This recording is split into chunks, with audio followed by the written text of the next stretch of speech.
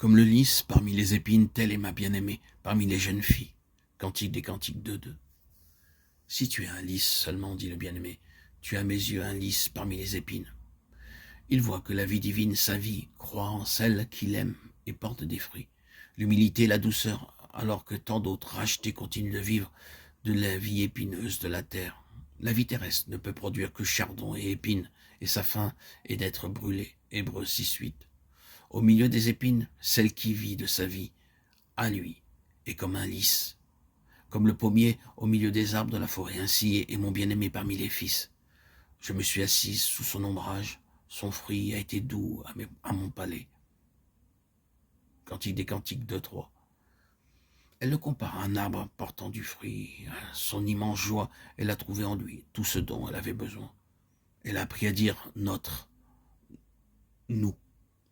Elle a fait la douce expérience que toutes choses sont à elle, en Christ, et qu'il est tout, en tout, pour elle. Autrefois, elle disait « je suis de Paul » ou « je suis d'Apollos ». Elle glorifiait des hommes, mais maintenant elle a perdu de vue les fils en contemplant la gloire du premier né d'entre les morts. Elle a trouvé en lui un frais ombrage pendant la chaleur du jour, un refuge pendant la tempête. Seul, il répond parfaitement à son attente, et le fruit qu'il donne est doux à son palais. Il m'a conduite dans la salle du festin, et l'étendard qu'il lève sur moi est amour. Cantique des Cantiques 2:4.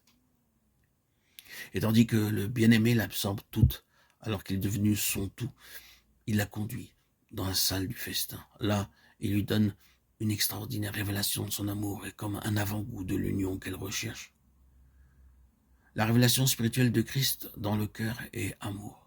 Maintenant, il plaît à Dieu de révéler son Fils en elle. Galates 1:7. Elle en avait déjà eu comme une vision lorsqu'il l'avait conduite à sa table. Maintenant qu'il lui a été révélé, elle comprend que, même s'il l'a conduit à la croix, ce sera encore sous la bannière de l'amour. L'âme ne pourrait pas supporter le parfait exaucement de ses prières.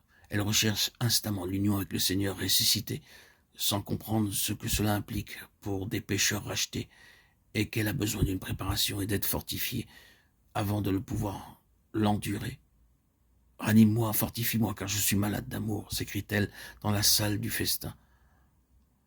Lorsque Jean eut une révélation de Christ, de sa gloire, il tomba à ses pieds, comme mort. Apocalypse 1:17. L'âme réclame du secours, car la réponse qui lui est accordée dépasse ses forces. Puis, elle se souvient que le bien-aimé la soutient tandis qu'il se révèle à elle. Ceci n'est-il pas suffisant? Les bras éternels la soutiennent, Deutéronome 33:27. Sa main gauche est sous ma tête et sa droite m'embrasse, Cantique des Cantiques 2:6.